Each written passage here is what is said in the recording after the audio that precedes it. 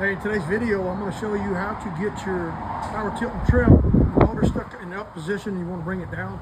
I'm going to show you the way to do that. And most of the outboard motors, maybe not all of them, but most of them will have a similar application.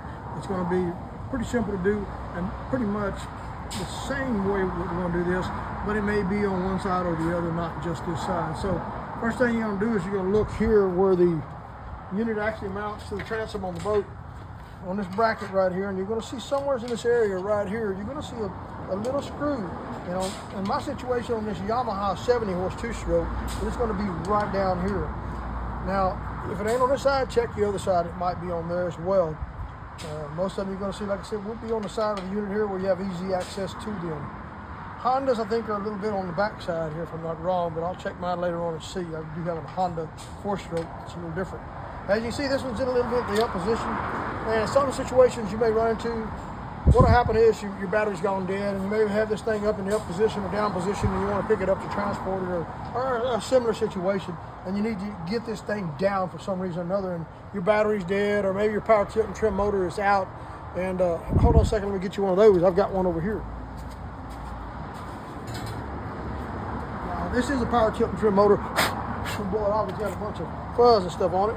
But this is a power tilt and trim motor off of a Honda. Mine is a 150 four-stroke, a little dusty and dirty, but this thing, what it did was, it was stuck in the down position all the way, and I couldn't get it to come up.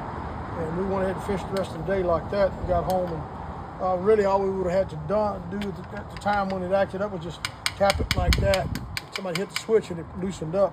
That's all I did when I got home, was just tap it like that, and it started working. But, however, with about 280 hours on it, I decided to replace it.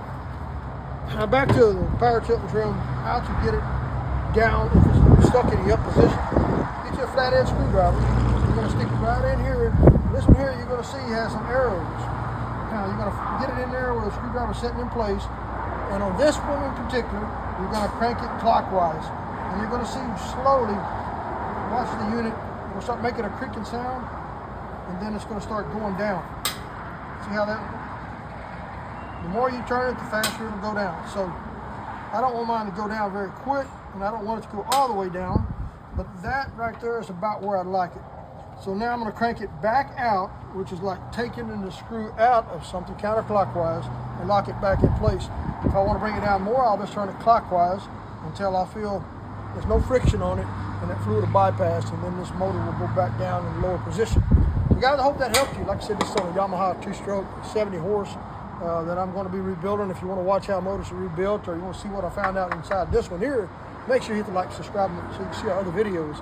Well, damn sure send you out a notice whenever a new video comes out on this motor, and you can get a chance to watch it. So thumbs up, like, subscribe. I hope to see you in the next video.